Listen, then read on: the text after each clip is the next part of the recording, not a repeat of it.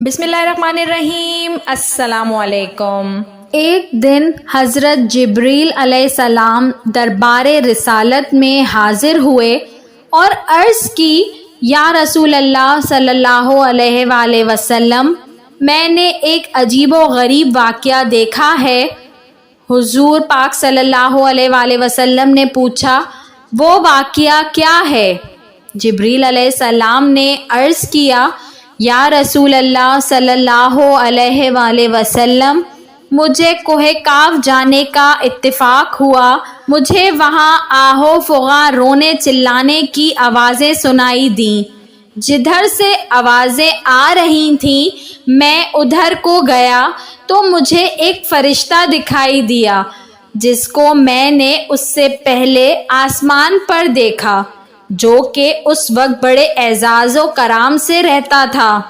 وہ ایک نورانی تخت پر بیٹھا رہتا، 70,000 فرشتے اس کے گرد صفا بستہ کھڑے رہتے تھے۔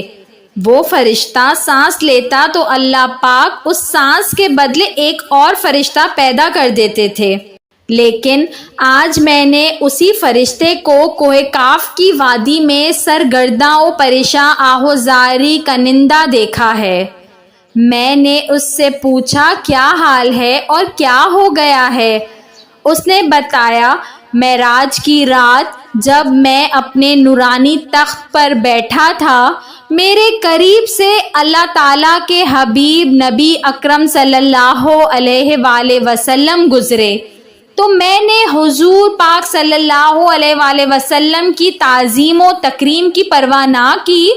اللہ تعالیٰ کو میری یہ ادا، یہ بڑائی پسند نہ آئی اور اللہ تعالیٰ نے مجھے ذلیل کر کے نکال دیا۔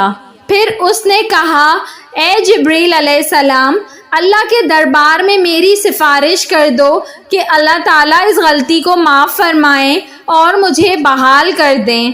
یا رسول اللہ صلی اللہ علیہ وآلہ وسلم، میں نے اللہ تعالیٰ کے دربار بے نیاز میں نہایت عاجزی کے ساتھ معافی کی درخواست کی۔